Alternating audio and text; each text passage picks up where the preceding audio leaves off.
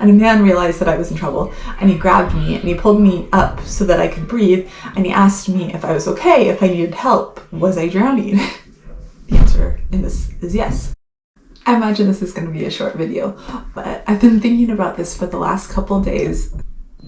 Oh no. The beeping. I've got to stop the beeping. My Pokemon Go session has ended in the other room, and my auto catcher has stopped catching Pokemon, so I've got to end the session before it's going to stop beeping. It's going to keep beeping out there until I do. I'll be right back. See? Obviously, everyone always thinks that it can't be autism. It has to be that Tessie really just can't hear, because obviously I wouldn't have thought of that. After like the 30,000th person asks you that question, it becomes slightly insulting. Her hearing was checked when she was 6 months old. No, but you have a father, and if you have a question, you can go to him. He's not busy, I promise. Instead of going to his dad, he's going to his older sister out there on the porch. Oh my gosh, I'm getting a headache now. So what I want to talk about today I want to talk about a sign of autism that isn't talked about as much, or at least that I don't hear talked about as much. Or maybe it's just that I haven't talked about it as much. But this was definitely probably the biggest, most blazing sign for me personally. And also for one of my kids, but only one of my kids. So we have, if you're new here, I'm autistic, my husband's autistic, and we have 5 kids who are all also autistic. And out of all of us, this would have been a sign for me, and it would have been a sign for our oldest daughter. But it wouldn't be a sign for our other 4 kids. Like, would not see this at all. In fact, it would be the opposite for like 3 of the kids. And it definitely wouldn't be a sign for my husband either, like opposite for him too.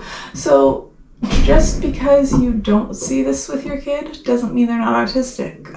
Just because something applies to one person doesn't mean it applies to everyone. Because we're different people. Just because you show one sign of being autistic doesn't make you autistic, and just because you don't have one sign doesn't not make you autistic. A lot of people will say, hey, I do that and I'm not autistic, and that's true. A lot of people do a lot of things, sometimes to more or less extremes.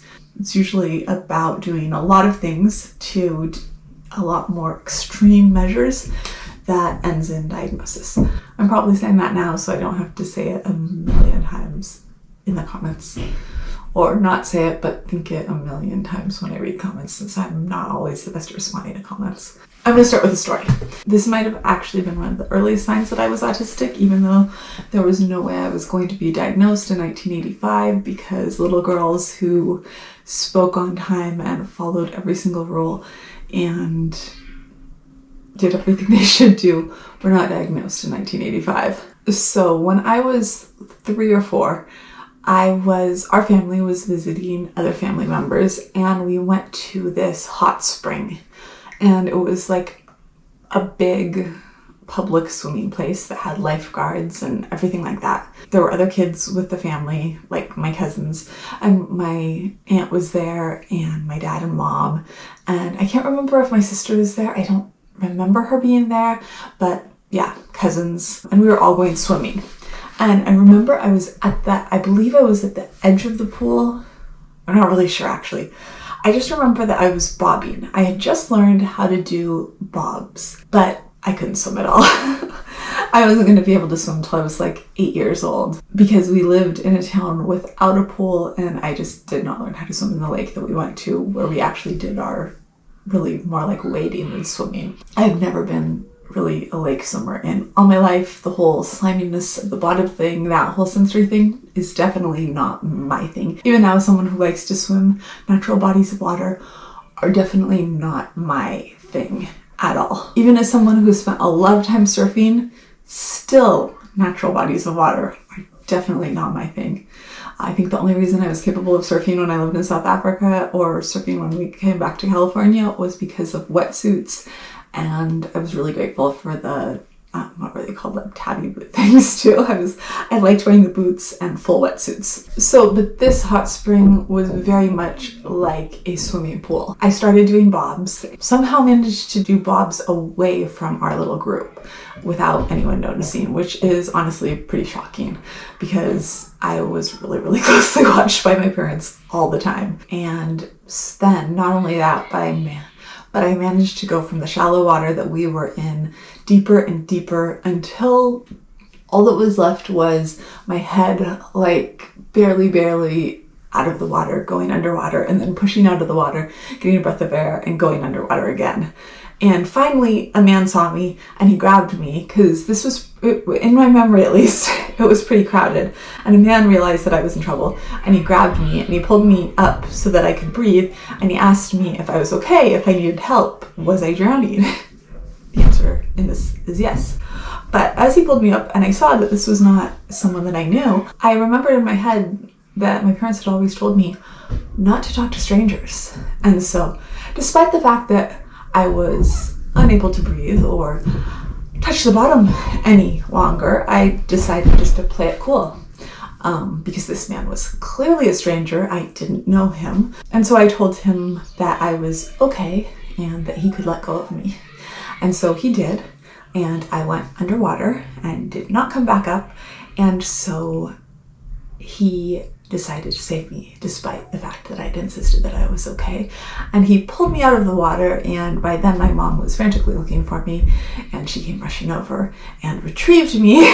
And I right away explained to her that I hadn't wanted to take help from this nice man who had just saved my life because he was clearly a stranger. And she was probably dying because, number one, she just lost track of me, but also that my main fear at that point was not that I had just almost drowned, but also that my main concern was that I had interacted with a stranger of some sort, breaking the whole stranger danger rule. Yeah. So then we had another talk about how if I was about to die, it was okay to talk to a stranger and ask for help. Particularly if I was going to drown or, something equally terrible was imminent. That was actually probably a major sign, I think, that I was literally willing, on the verge of going underwater, unable to breathe, to tell someone not to help me because all I could think of was stranger, let go of me, stranger danger. We definitely have at least one kid who very definitely reminds me of this, who is an absolute rule follower, even though they don't necessarily think of themselves as a rule follower.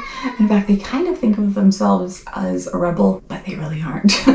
Well, all of our kids are very, very literal, but they're both extremely literal and tend to interpret and follow the rules extremely literally. I think most people don't think of autistic kids as rule followers. And I know a lot of us aren't. I mean, I have a lot of kids here that definitely I would not describe as rule followers. I think we definitely have one that fits the PDA profile.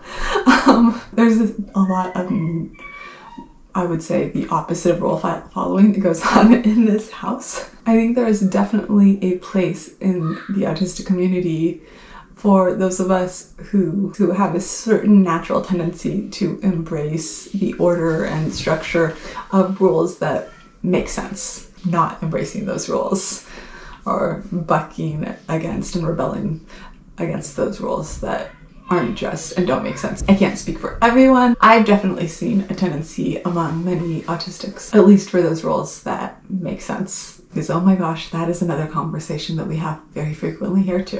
Fairness, justice. It starts at a young age. So, well, I have no idea what the percentage is of those of us who are in the autistic community who embrace the order of rules. I guess it makes sense because rules kind of go along with routine. I know we're definitely here. I think there's this picture of autistic children that's been painted that is so often associated with chaos that I just kind of wanted to throw this out there, that being literal and really sticking to the rules, that can be a sign too. Anyways, that's it for today. If you like this video, I'd love it if you'd give it a thumbs up, and if you're interested in all things autism, I'd love it if you'd hit subscribe, and I'll see you tomorrow.